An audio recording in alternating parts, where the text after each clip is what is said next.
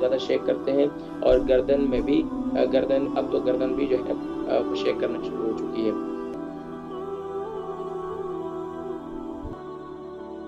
السلام علیکم ورحمۃ اللہ وبرکاتہ۔ وعلیکم السلام جی، میں مسز اشرف بول رہی ہوں، اشرف بول رہی ہوں۔ میرا وزن 10-11 ہے اور بس۔ عمر کتنی ہے آپ کی؟ جی میری 62۔ 62۔ وزن کتنا ہے؟ 10-12 کے اندر۔ 10 stone۔ ٹھیک ہے، آگے فرمائیے۔ میرا ہاتھ بہت زیادہ شیک کرتا تھا، رائٹ ہینڈ بے انتہا تیزی سے کرتا ہے۔ میں یہاں تک کہ میں اپنا کپ بھی نہیں پکڑ سکتی، اس سے چائے بھی باہر چلی جاتی ہے، پانی بھی میں نہیں پی سکتی۔ اب دوسرا آدمی شیک کرنے لگ پڑا، تھوڑا میرے گردن میں بھی ہونے لگا ہے۔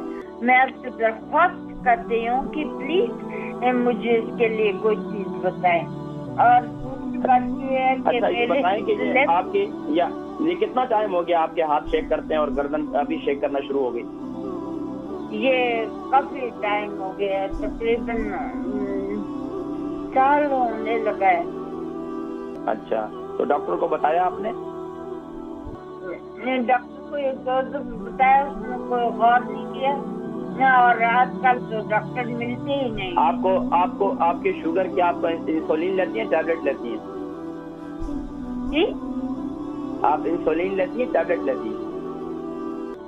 نہیں، میں تو کچھ نہیں لیتی۔ ٹھیک ہے، آپ پروگرام دیکھیں، میں ذکر کرتا ہوں انشاءاللہ۔ دوسری میری لیفٹ کان میں بہت زیادہ، آپ تو سمجھ گئے، کہتے خارش ہوتی، کوئی عام سی خارش نہیں ہوتی۔ اس طرح ہوتا ہے کہ میں کہتی ہوں میں اپنا کان بھی زخم کر لوں، اور اندر سے پیپ آتی ہے۔ اور جب ایک کان سے آتی ہے، دونوں کانوں سے آتی ہے، پیپ بھی آتی ہے۔ پیپ دونوں کانوں سے آتی ہے، ایک کان سے آتی ہے؟ نہیں، لیفٹ کان سے، جس میں خارش آتی ہے۔ ٹھیک ہے، آپ اور بہت زیادہ کاٹ کے خارش آتی ہے، 3 سائڈ پہ تو پن لگ سکتا ہے، لیکن جس سائڈ پہ تو بالکل اس طرح زخم میں جا کے لگا ہے۔ میں ذکر کرتا ہوں، آپ پروگرام دیکھیں انشاءاللہ اپنی دعاؤں میں یاد رکھیں۔ بہن مسز اشرف، ان کی عمر 62 ہے، 10 stone کا وزن ہے، ہاتھ بہت زیادہ شیک کرتے ہیں اور گردن میں بھی اب تو گردن بھی جو ہے وہ شیک کرنا شروع ہو چکی ہے، اور لیفٹ کان میں خارش ہوتی ہے اور اس میں پیپ بھی آتی ہے۔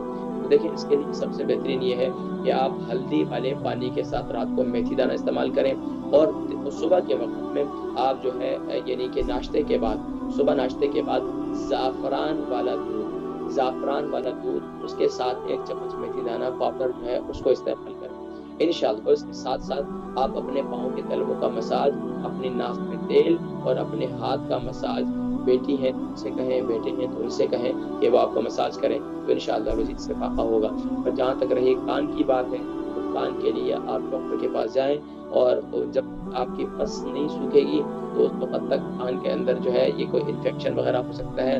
اس کے لیے سب سے بہترین چیز جو میرے نزدیک ہے، اینٹی بایوٹک میں ہمارے نزدیک، وہ ہلدی کو رات کو استعمال کر لیں، اس کے ساتھ یعنی کہ پانی کے ساتھ استعمال کر لیں، یا ہلدی والا پانی پیتی رہیں، تو اس سے انشاءاللہ کافی فرق ہوگا۔ لیکن ڈاکٹر کے پاس جائیں، وہ آپ کو کم سے کم اس کی صفائی وغیرہ کریں کہ اندر سے ٹیسٹ وغیرہ کرائیں، ہو سکتا ہے کہ اندر کوئی، اور اس میں زیادہ کوئی تیلی وغیرہ نہ مارے۔ ہمارے یہاں بس اوقات کیا کرتے ہیں، کوئی نہ کوئی تیلیاں مارتے رہتے ہیں، اس سے اور خرابی ہوتی ہے۔ تو ڈاکٹر کو بتانا، اور وہ اس کے انفیکشن یعنی کہ اس کو صفائی کریں گے، صفائی کرنے کے بعد جو ہے پھر آپ جو ہے ایکولوجی کا تیل پھر آپ ڈالیں۔